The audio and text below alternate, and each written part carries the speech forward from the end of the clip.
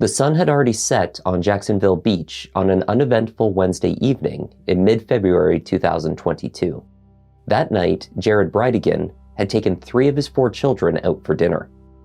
After dropping off his twins at their mother's house, Jared was driving home when he came upon an obstruction in the roadway. In the moments that followed, gunshots were heard ringing out across the otherwise quiet neighborhood. Jared Bridegan did not make it home that night, and investigators would come to the conclusion that this was not a random attack. It was a coordinated, thoughtful murder. Someone, or perhaps more than one person, wanted the father of 4 dead. Hi everyone, I'm Kevin, and this is Just Thought Lounge. JTL is the true crime channel that delivers serious, well-balanced coverage of the cases that really make you think. Today we're covering a case that is still unfolding, but has already seen a few twists and turns. Speculation has been extensive, investigators have been mostly tight-lipped, affidavits and evidence have been sealed, but more arrests are anticipated any day now. Let's take a look.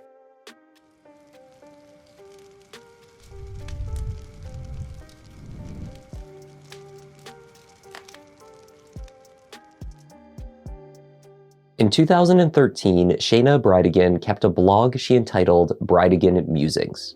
In it, she described herself as a mother of twins, a boy and girl, wife of 3 years, chef by trade, craft hobbyist, novel addict, and want-to-be fitness junkie. By 2022, twins Liam and Abigail were 9 years old, and Shayna Bridegan was no longer a Bridegan. She was Shayna Gardner-Fernandez, having divorced her husband and father to her twins, Jared Bridegan, in 2015, and remarried a man named Mario Fernandez. Mario was a property owner and manager in Jacksonville, Florida. Jared had moved on as well. With his new wife, Kirsten, Jared welcomed 2 more daughters, Bexley, who was 2 years old, and London, only 7 months.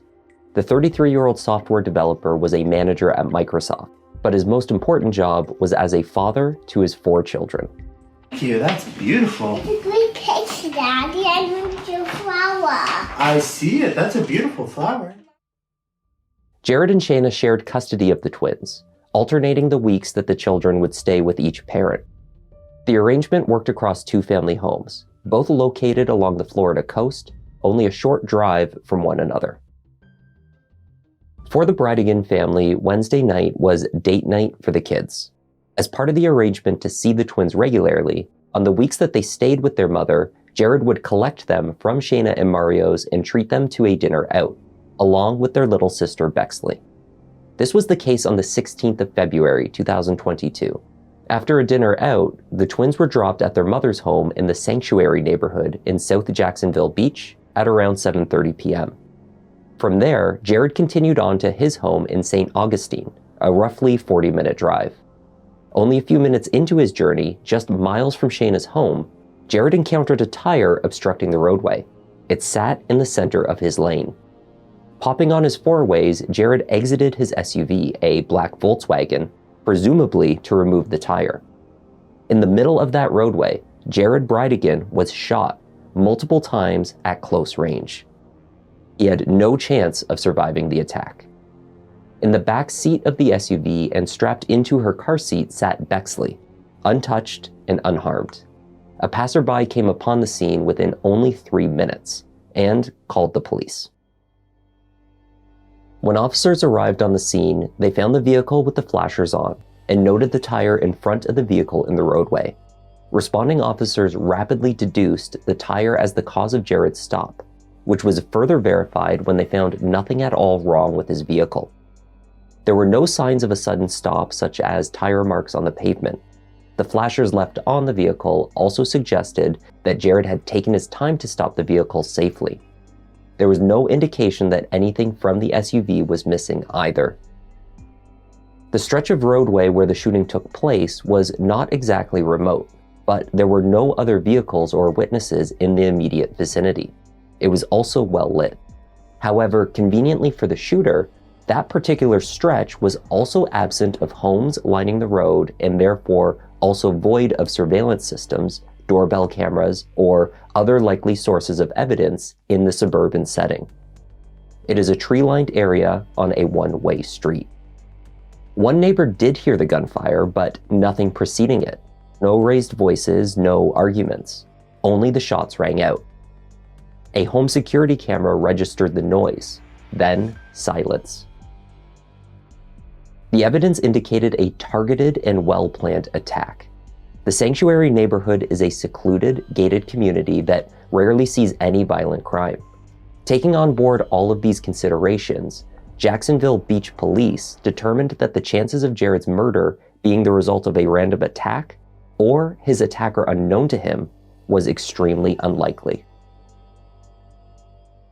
The Jacksonville Beach PD called in the assistance of a canine search team from Customs and Border Protection in an effort to cover all ground. The dog performed an article search of the area, looking for any items that could have been left by either Jared or the shooter that night. In terms of physical evidence, in addition to the tire in the vehicle, handgun shell casings were also found at the scene, but no gun was located. There may not have been any cameras capturing that area of the road, but there was footage that recorded vehicles heading towards and leaving the area. Security footage captured an image of a blue Ford F-150 made between 2004 and 2008, leaving the stretch of roadway around the time of the shooting. Law enforcement asked for the public's assistance in identifying and locating the vehicle. It does not matter if you saw something or you didn't see anything. We're asking if you were in the area to call us, because we're starting to put pieces together now. And even though you may think it's nothing, you didn't see anything, that helps us with our timeline of what occurred that evening. Jared's family was left in a state of shock and devastation. Jared Bridegan, Jared's widow, alongside his brother Adam, began speaking with the local news media regularly, making pleas for help from anyone in the public that may have seen something or may know something. They didn't care that he was a great guy. They just shot him. Everyone should care about that. If you know anything, please say. Whether for the money or just help me and his 4 kids get answers. According to Kirsten, Jared had virtually no enemies, but it did not take long for speculation to surface relating to Jared's ex-wife, Shayna Gardner-Fernandez. After all, the two had a contentious divorce. It had been nearly 6 years since Shayna had filed for divorce, calling the relationship broken. She told the court that there was no love left in the marriage. Since then, over that full period leading to Jared's death, the couple had been in near constant litigation over first the terms of the divorce and then the custody of the children. Jared's ex-wife was the only person that anyone could point to that held any dispute with the loving father and husband. Do you think she could be involved? She and her husband were the only one that I'm aware of that had an issue with my husband. To say they were involved is a big thing to say without evidence to back it up, so I'm not comfortable saying that, but they are the only ones I'm aware of that were not happy with Jared. Shayna is the daughter of Sterling and Shelley Gardner, the co-founders of Stampin' Up!, a large arts and crafts company, which, over the years, has made the Gardner family a very wealthy one. Founded by Shelley Gardner alongside her sister in the late 1980s, the company has grown internationally and now reports annual revenues of over $100 million. They based the company out of Salt Lake City, where the family also held a prominent and engaged role in the Mormon Church, the Church of Jesus Christ of Latter-day Saints, or LDS. Shayna's sister Sarah is currently at the helm of the operation as the CEO, but it seems Shayna has also been a beneficiary of the family's wealth over the years.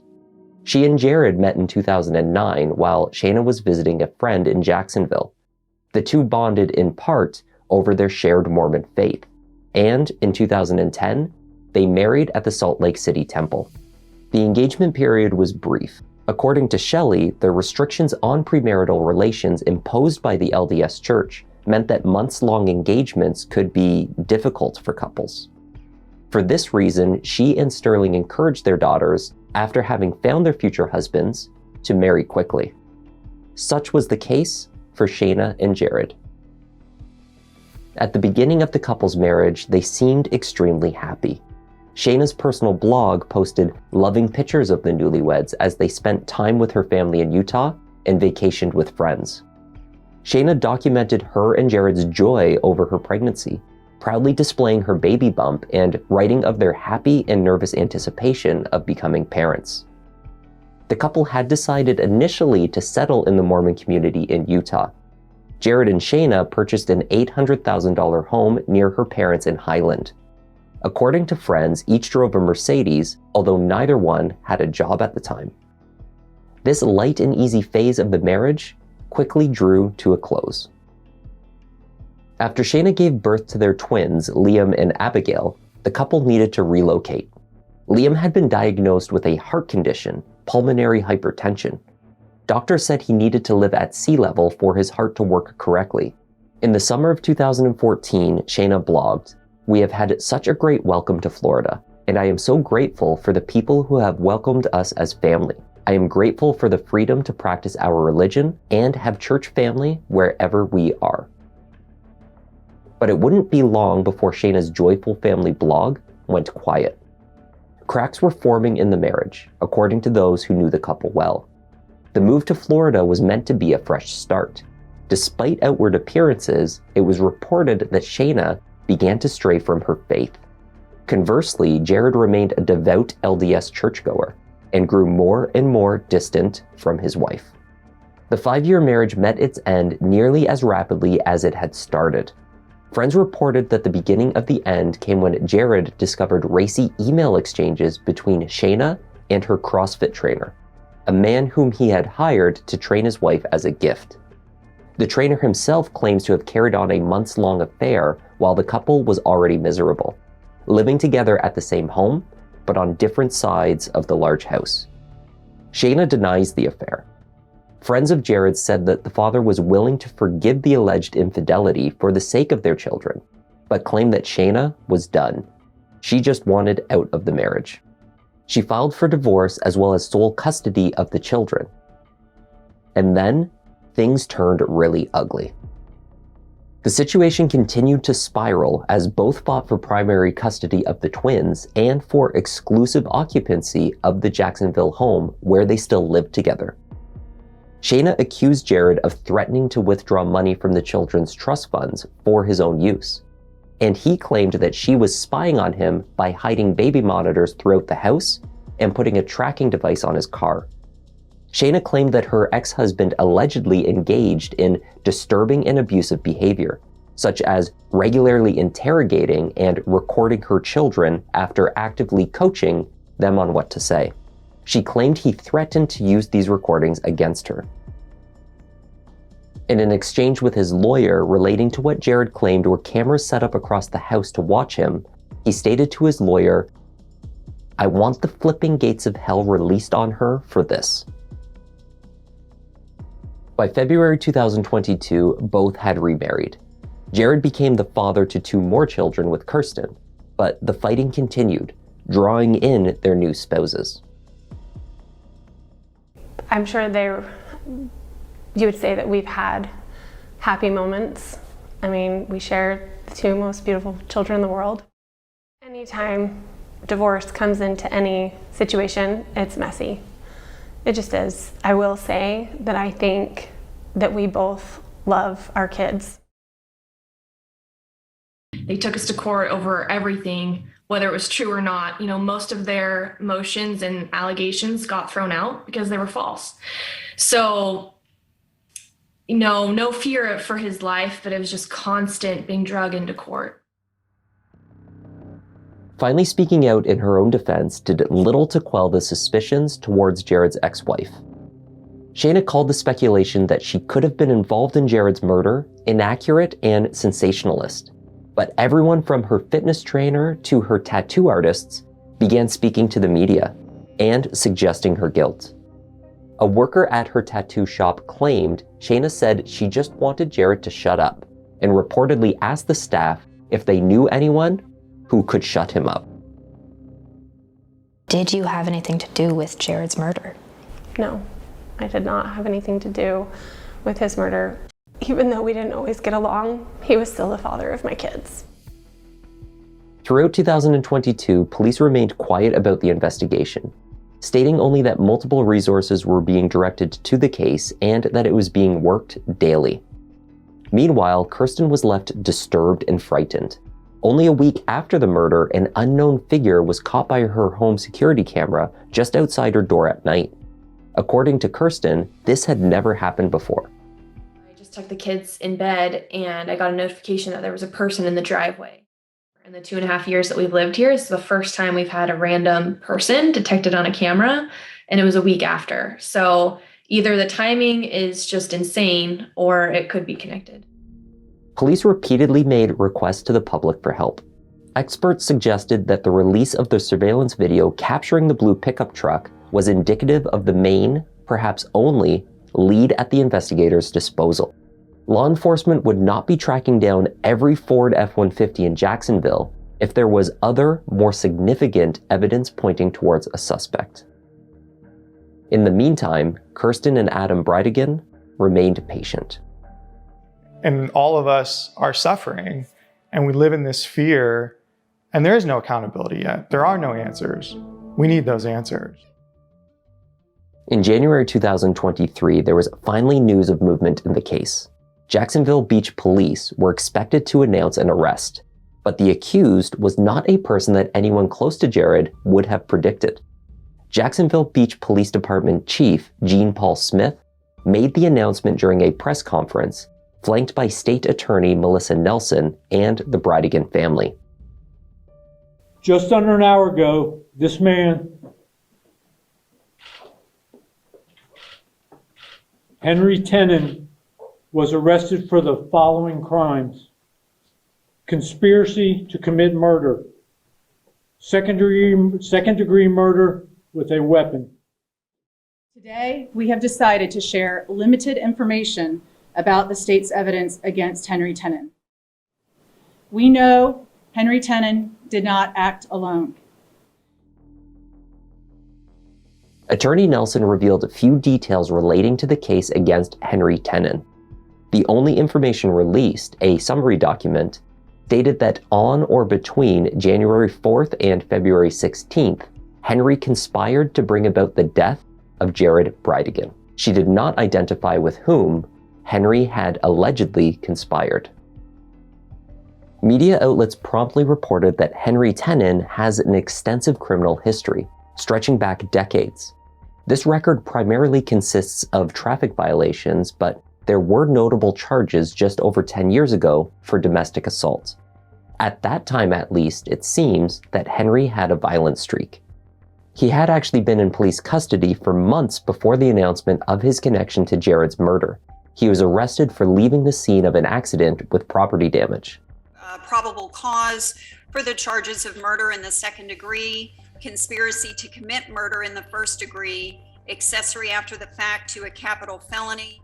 It has also been reported that he was in possession of a gun, but if they have found the potential murder weapon, police are not saying. Nevertheless, Henry's adult daughter expressed surprise at the news of her father's arrest for murder. She said, "I am in shock. I never thought my father would do something like this. I truly believe he is being set up." The affidavit outlining the details of the case against Henry Tenen was sealed for 30 days, during which time the state sought first-degree murder charges against Henry's co-conspirators. They did not blatantly state, however, who these individuals are or even how many people they believed were involved in the plot to kill Jared. Henry, if you get to hear this, please choose now to do the right thing.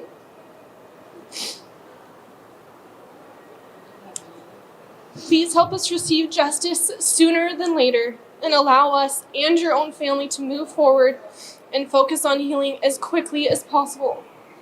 Please help us in this nightmare that we are living every single day. Henry Tenon pleaded not guilty to conspiracy to commit murder. Although the arrest warrant has not been made public, in the days following the announcement, there have been some indications of why the police narrowed in on Henry Tenon. At 61 years old, Henry had been a resident of Jacksonville for 20 years.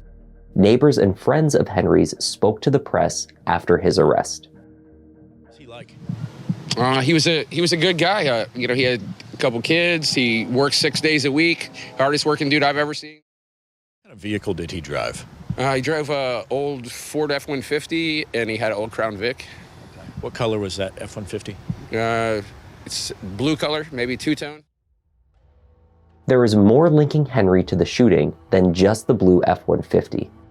It seems that a home Henry rented in Jacksonville was once owned by none other than Mario Fernandez, the husband of Shayna Gardner-Fernandez. Henry's ex-roommate, with whom he lived in that house, was interviewed by police for hours regarding the relationship held between Mario and his tenant, the now accused murderer, Henry Tenon. Mario owns the house that we both had rented from him. The ATF and Jacksonville Beach Police, raided my house, took me downtown to interrogate me for hours. Who was Mario? What does he do? I'm like, he was my landlord, bro. Despite the rumors and speculation about her role in Jared's death, Shayna initially stated publicly that she wouldn't be leaving her home in Florida. But she has now left for Washington State. It is believed that her husband, however, remained in Florida. Shayna remains insistent that she had nothing to do with her ex-husband's death, and as of the publication of this video, she has not been charged, nor have any additional suspects been named formally. For Jared's widow Kirsten and his brother Adam, there are still many questions, but what has been revealed has not been a shock to them. I was not surprised that there was connection. It's tragic. My immediate thought is for Liam and Abigail and what they're going through right now, because what that could implicate. But I was not surprised with that connection being made. It's very chilling because we don't know how large that conspiracy is. The arrest affidavit outlining evidence compiled against Henry Tenon and his connection to the accused co-conspirators is still under seal. It is now sealed until mid-March 2023, giving law enforcement a bit more time to make their case for first-degree murder charges. A status conference is set for March 21st. Do you have any idea who might have done this? I do not have any idea. I wish it weren't like this. I wish things could have been and could be different. And that was the tragic story of the murder of Jared Bridegan. Thank you for watching. I'm Kevin. This is Just Thought Lounge, and I'll see you in the next one.